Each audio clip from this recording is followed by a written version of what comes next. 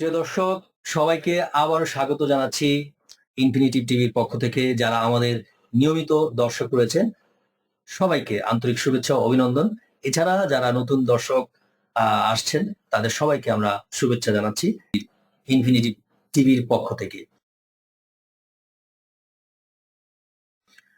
তো ইনফিনিটিভ টিভির নতুন এপিসোড হচ্ছে সাইলেন্স, এবং সাইলেন্সের তৃতীয় পর্বে আমরা আজকে আছি। তৃতীয় পর্বের বিষয়টা হচ্ছে আমাদের ফিটনেস অফ সাইকোলজি, মানে মানসিক স্বাস্থ্যের সুস্থতা, বা আমরা আমাদের মানসিকভাবে নিজেদেরকে কতটা সুস্থ রেখেছি আর কিভাবে সুস্থ রাখবো, এই বিষয়টি নিয়ে আজকে আমরা আলোচনা করব।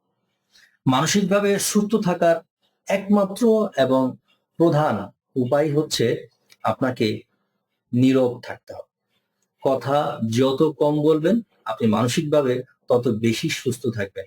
হ্যাঁ, তবে লক্ষ্য রাখবেন, একেবারে যদি আপনি কথা নাই বলেন, একেবারে যদি কথা বন্ধ করে দেন, তাহলে কিন্তু আপনার মানসিক অসুস্থতাও বেড়ে যাবে।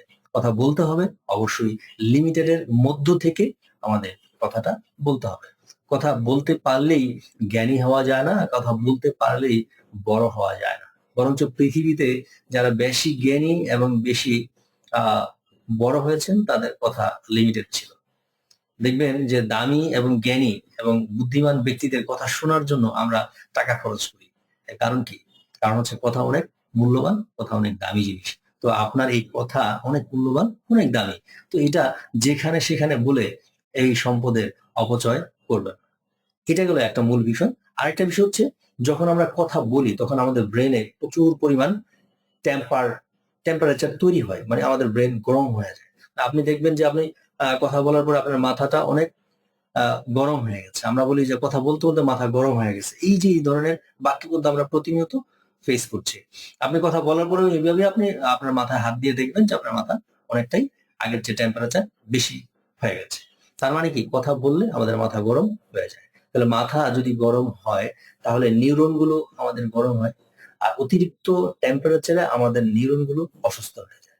দেখবেন যে আমরা বিশেষ করে যখন আমরা বাসে চলি গরমের সিজন গুলোতে, ঢাকা সিটিতে যারা আমরা মুভ করি তারা এগুলো অবশ্যই আমরা ফেস করি, যে প্রচন্ড গরমে দেখবেন বাসের মধ্যে আমাদের সামান্যতম একটু ইগনোরেন্স আমাদের সহ্য হয় না। আমরা খুব ফিউরিয়াস হয়ে যাই, খুব ঝগড়াটে হয়ে যাই। এবং বাসে কিন্তু দেখবেন যে বিশেষ করে বাসের যারা আহ কর্তৃপক্ষ থাকে, তাদের সাথে কিন্তু 2 টাকা 4 টাকা নিয়ে আমরা প্রচন্ড মারাত্মক ঝগড়ায় লিপ্ত হয়ে যায়। এর মূল কারণ আসলে কোথায়?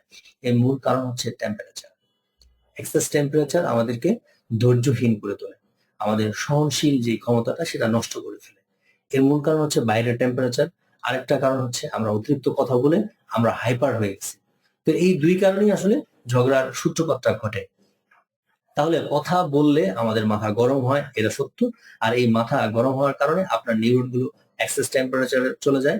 সেখান থেকে বিভিন্ন ধরনের হরমোন নিঃসরণ হয়ে কিন্তু আপনার মাথায় বিভিন্ন ধরনের সমস্যা তৈরি হতে পারে। এবং বিশেষ করে যে জিনিসটা সবচেয়ে বেশি তৈরি হয়, সেটা হচ্ছে ক্রিয়েটিভনেসটা লেস হয়ে যায়, কমে যায়। আপনার সৃজনশীল ক্ষমতা কমে যাবে এক্সেস কথা বললে। এটা আরেকটা মানে সুন্দর উদাহরণ, এবং সায়েন্টিফিক্যালি প্রুভেন, ইন্টারন্যাশনালিও প্রুভেন। সেটা আমি আপনাকে সহজে বুঝাতে পারবো। সেটা হচ্ছে, দেখবেন যারা বিশেষ করে টিচিং প্রফেশনে যারা আছেন, তারা অত্যাধিক কথা বলে। তাদের কথা বলাটাই হচ্ছে মূল পেশা। সবচেয়ে বেশি কথা বলে এই টিচিং প্রফেশনে যারা থাকে, ট্রেনিং, টিচিং, হ্যাঁ, এই লেভেলের লোকগুলো সবচেয়ে বেশি কথা বলে। এদের কর্মক্ষমতা কমিয়ে দেওয়া হয়েছে। এরা বেশি দিন পর্যন্ত এই লোকগুলো তাদের কর্মে থাকতে পারে না। ইউরোপে বিশেষ করে যারা প্রাইমারি স্কুলের টিচার, তাদের যখন রিটায়ার্ড হয়ে যায়, তাদের সাক্ষী কোর্ট গ্রহণ করে না। তাদের অ্যাকসেপ্ট করে না কোর্ট, যে তারা যে সাক্ষীটা দিবে সেটা কোর্ট অ্যাকসেপ্ট করবে না। এর কারণ হচ্ছে সাইকোলজিক্যালি তাদেরকে আনফিট বলে গণ্য করা হয়।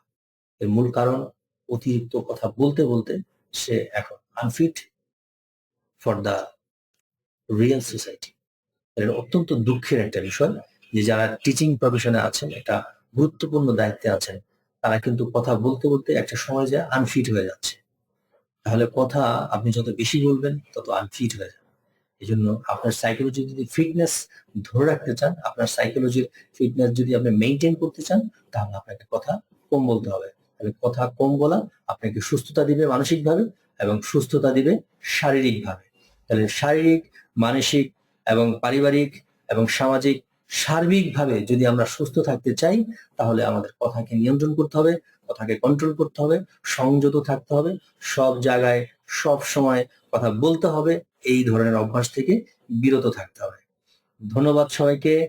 আজকের এই এপিসোডে যারা এসেছিলেন, এই তৃতীয় পর্বের যারা দেখলেন, সবাইকে আমরা অভিনন্দন ও আন্তরিক শুভেচ্ছা জানাচ্ছি পরবর্তী পর্ব দেখার জন্য। সবাই ভালো থাকবেন। আল্লাহ হাফেজ।